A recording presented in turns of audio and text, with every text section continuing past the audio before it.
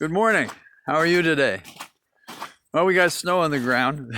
You can hear me sloshing through some of it. And in a funny way, it's warmer today than yesterday. Perhaps I'm dressed better. I spent the early part of my morning filing papers out in Montana, where I have an argument in court in long distance by Zoom. And the issue is about, and I'm not going to go in deep because I don't want to take advantage of my client, but it's public record. And it's really about a doctor who has been healing, not dealing drugs. And to a hammer, everything's a nail. And those of you who are familiar with unremitting chronic pain that just goes on ceaselessly, appreciate that there has to be some way to find relief. And some of these opioids, when used rightly, are the only way that some people can find surcease in their life from these kinds of pain. And they celebrated today, there was an apology by the manufacturer of the pain medication because he didn't guard against those instances in which people could become addicted. And I understand that. But I've been representing good doctors for years who've been trying to help patients.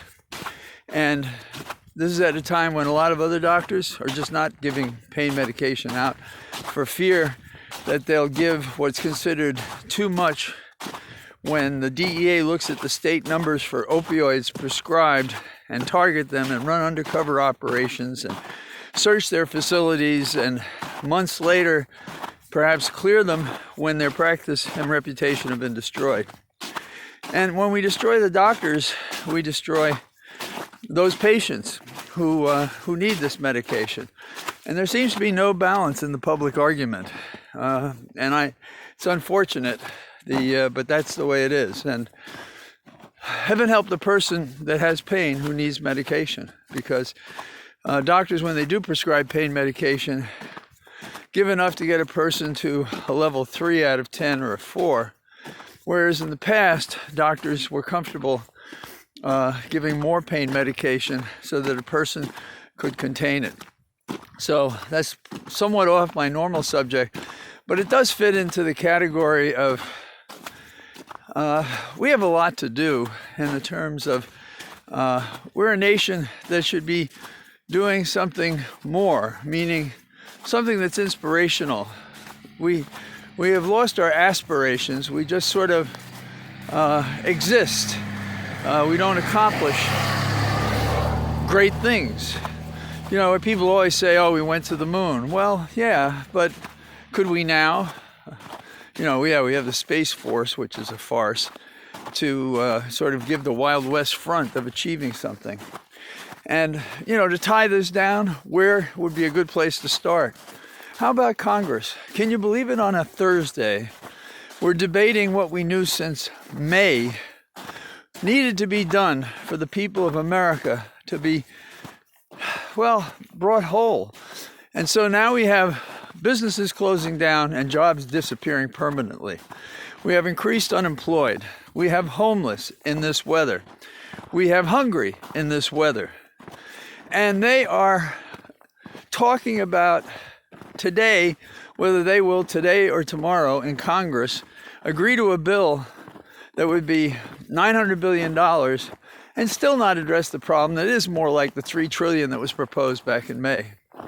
In addition, there's debating helping the local governments, which because of lost revenue can supply less services. Well, what are we going to do? Have towns and states go bankrupt because they can't meet their obligations to public service? Or, as you know, some of the people in the Trump administration would say, socialism? Yeah. Fire department, police, armed services, social services. I don't know. Anyhow, that's our problem. And so, and not only can they not, Congress, meet the obligation to deal with, this emergency, they have a budget, and the budget is due, tomorrow, or the government closes down if we don't spend the money.